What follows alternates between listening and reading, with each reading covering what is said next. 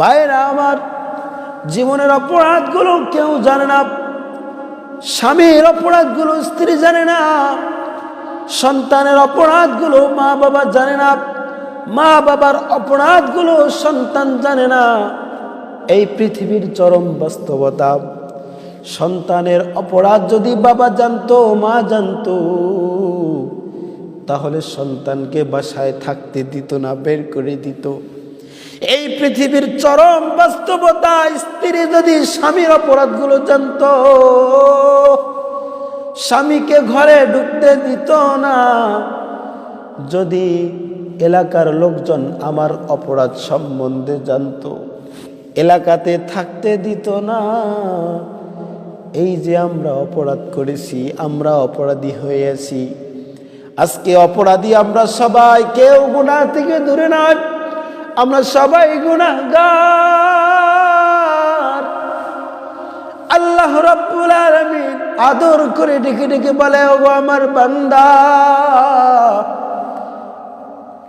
এই যে জান্নাতের প্যান্ডেল, আল্লাহর পয়গম্বর বলে, যারা এখানে আসবে, বসবে, কোরআনের আলোচনা শুনবে, জিকির আজকার করবে, সুবহানাল্লাহ, আলহামদুলিল্লাহ বলবে, আল্লাহ বলল তাদের জীবনের গুনাহগুলো মাফ করে দিবে, জান্নাতি বানায় দিবে। ভাইরা আমার, আমরা সবাই গুনাহগার, কেউ গুনাহ থেকে দূরে নাই। আমরা যদি আজকে এই ময়দানে আসতে পারি, আর যদি হৃদয়ের গহীন ভিতর থেকে ডাক দিয়ে বলে, মালিক, জীবনের অন্যায়গুলো কেউ জানে না, আপনি ছাড়া, আপনি তো অন্যায়গুলো ঢেকে রেখেছেন। আল্লাহকে যদি ডাক দিয়ে বলেন, ওগো মালিক, আমাদের কোনো দরবার নাই, আপনি যদি মাফ না করেন। আল্লাহর কাছে যদি এভাবে বলি, মালিক, ভিখারি এক বাড়িতে ভিক্ষা করতে গিয়া যদি ভিক্ষা না পায়, পরে আর এক বাড়িতে গিয়া ভিক্ষা চাইলে ঠিকই কিন্তু পায়। আর এক বাড়িতে যদি না পায়, আর এক বাড়িতে গেলে পায়। ওগো মালিক আল্লাহ, আপনি ছাড়া তো আমাদের কোনো দরবার নাই, আপনার দরবার ছাড়া আমাদের আর কোনো দরবার নাই।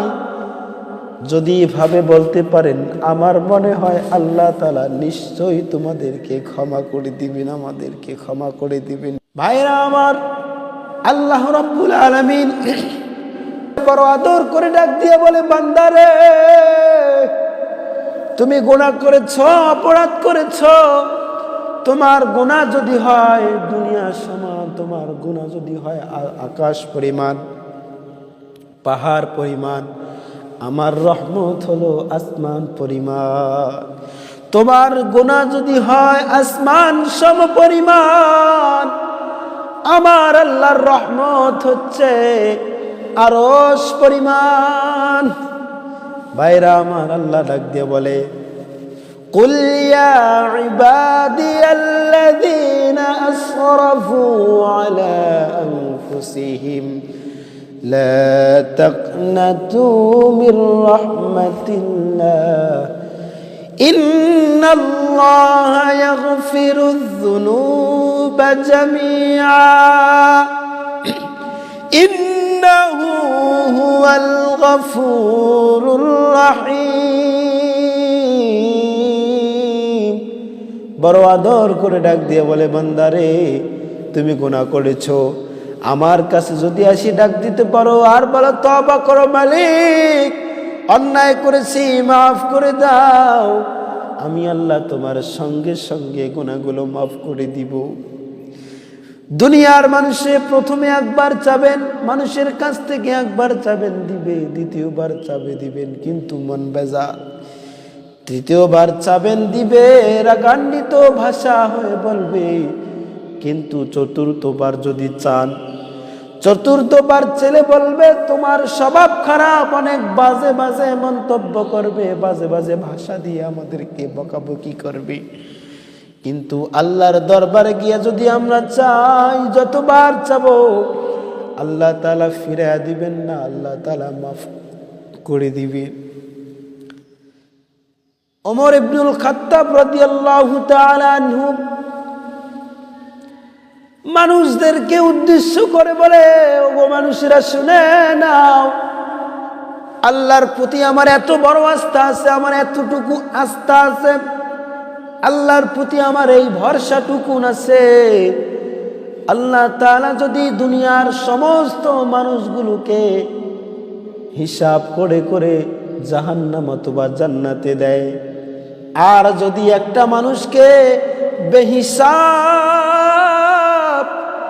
একটা মানুষকে কয়টা মানুষ, একটা মানুষকে যদি বিনা হিসাবে জান্নাত দেয়, আমার আল্লাহর প্রতি এই আস্থাটুকু আছে, এই ভরসাটুকু আছে, ওই একটা মানুষ আমি ওমর রাদিয়াল্লাহু আমি ওমর হব। সুবহানাল্লাহ। পক্ষান্তরে ডাক দিয়ে বলে, ও মানুষ শুনে নাও, আল্লাহ তাআলা যদি সবাইকে বিনা হিসাবে জান্নাত দেয়, আর একটা লোককে যদি হিসাব নেয়, সেই একটা লোক আমি ওমর হব। সুবহানাল্লাহ। এজন্য আল্লাহ রাসূল বলে, ঈমান হলো এমন একটা জিনিস, ঈমানটা হচ্ছে আল ঈমানু বাইনাল খাউফি ওয়ার রিদা। ঈমান হলো ভয় এবং আশার মধ্যে।